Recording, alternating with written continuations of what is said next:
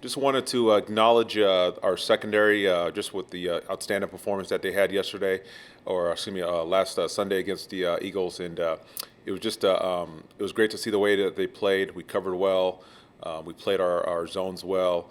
I just thought they were dialed in terms of the game plan, the execution, what we needed to get done against the Eagles. And so a big credit to Jonathan Cooley and Burt Watts and D'Angelo Hall for getting those guys ready. And so great effort, and we want to continue to build on that, and really just the play of our defense overall to continue to increase our level of play as we work through the end of the year.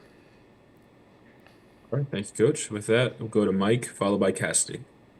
Hey Jay, good morning. Good morning.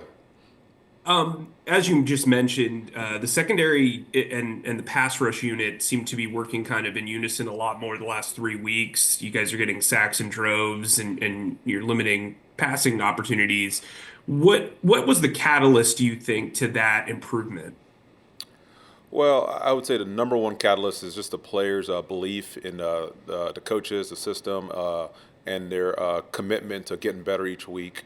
And obviously, we know we had a lot of hard moments early in the year, but one thing that was never questioned and one thing that hasn't wavered is the players' commitment to getting better. And it's just a real credit to the substance of the human beings that we have in that room.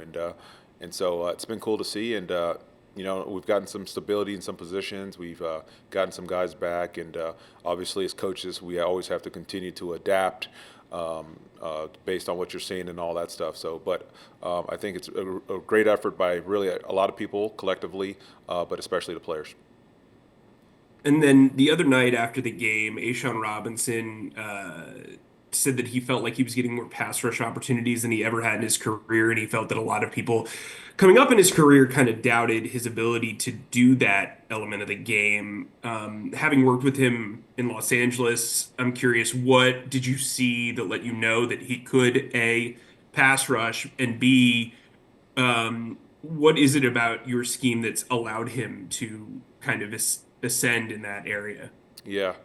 Well, I think the major reason that he didn't get much pass rush in LA is because Aaron Donald got to the quarterback too fast. But we don't. Obviously, Ashawn is a heck of a player, big, strong, physical, and what he really excels at is pushing that pocket. And so he's done a heck of a job of that. He's shown some twitch and some get off, and just not only in the pass rush game, but just in totality, he's just a hell of a player, and he's really done a great job. He's been forcing a run game as well, and we're just so pleased to have him.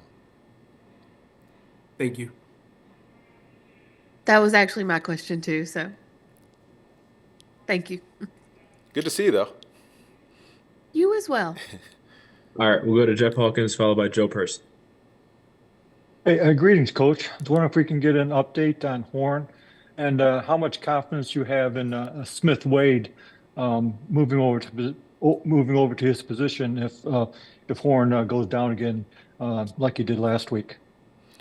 Yeah, in terms of Horn, not quite sure there. We'll see as we work through the week. I know he was limited yesterday, and we'll see as we get through these next couple of days how that's going to progress. Yeah, it's been exciting to see Smith Wade come on, and he's actually done a great job. And I always go back to this. Think I've mentioned it to you guys before.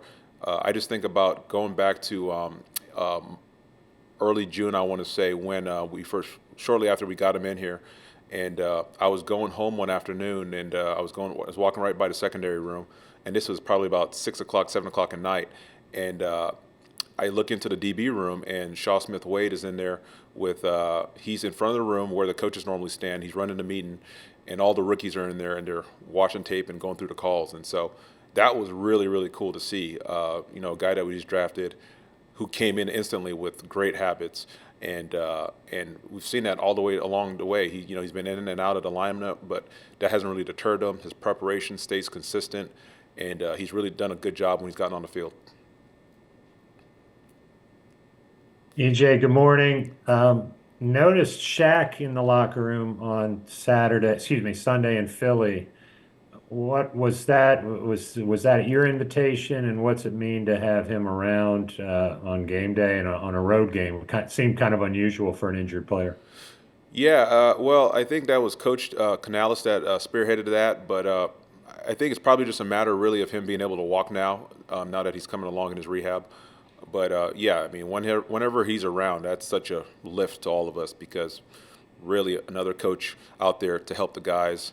He loves the Panthers. He loves his teammates. He supports them. And so certainly a boost to have him around. And then following up on Mike's question with the pass rush, what was the key Sunday getting that consistent rush on Jalen without having Clowney? Yeah, a credit to those guys up front, all the players and Coach Wash and Coach Luckaboo getting them ready. But they did a good job, and that's a very, very, very talented offensive line, probably one of the better ones in this league that we were rushing against. But to see what DJ Wanham was able to do, DJ Johnson, Amari Barno, Ashawn on the interior, Deshaun Williams, all of those guys inside. Just a great job, and not only rushing the quarterback and rushing against that offensive line, but I mean that quarterback is hard to tackle too. And not only do you have to beat a really good lineman, you got to tackle him and wrap him up and get him down. And so, not easy duty. And so those guys are just continue to get better and progress and understand what is needed of them. And it's been fun to witness. Thank you. All right, let's go to Mike K, followed by David Newton.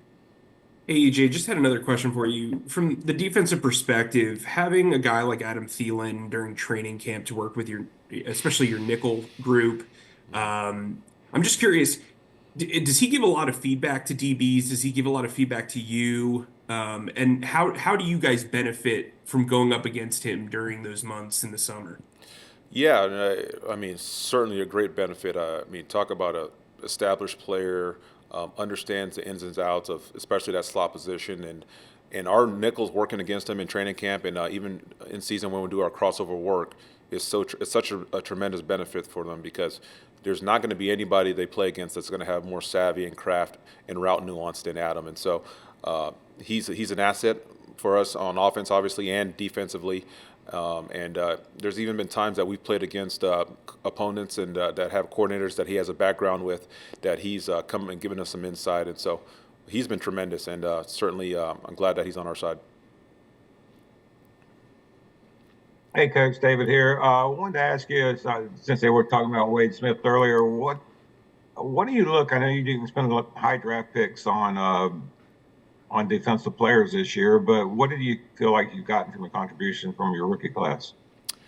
Yeah, they've been very productive. You consider Trevin in the third round, and then Shaw Smith Wade, Crum. It was great to see him out there the other day. He had some really good snaps, even though it was limited action, and so it's been cool to see these guys develop. And then even a guy like Damani Richardson, who was undrafted. To see him come in and get some good playing time and get some production, and so it's awesome. It's great to see these guys come in. They're made of the right stuff. They're going to be good pros in terms of the preparation aspect of it, and I look forward to seeing how they play the rest of the year and into their futures. And the experience they're getting this year, I mean, that's got to be beneficial for you going into next year to have the young guys developing the way they are, right? Yeah, no doubt. It's going to only make them better. And I want to ask you too, big news in Carolina today is that Bill Belichick's coming to North Carolina. Any stories you have from your days in NFL being around him at all? Or? No, I haven't crossed paths with him really at all, ever. So, no. But, hey, happy for him. And, I hope he has a fun time there and all that good stuff. Appreciate it. All right, got time for one more. We'll wrap up with Jeff Hawkins. Hey, greetings, Coach. I was wondering if we could get an update on Nick Scott. I spoke with him yesterday, and he said he's been ready for about 5 to 6 weeks, and he's just been waiting to get a shot. Do you see him getting in anytime soon? Well, I don't want to give up game plan specifics, but Dan and Dave handle all that stuff, and I'm sure they'll give you some more feedback. Okay, thanks, Coach. Thank you. Y'all have a good one.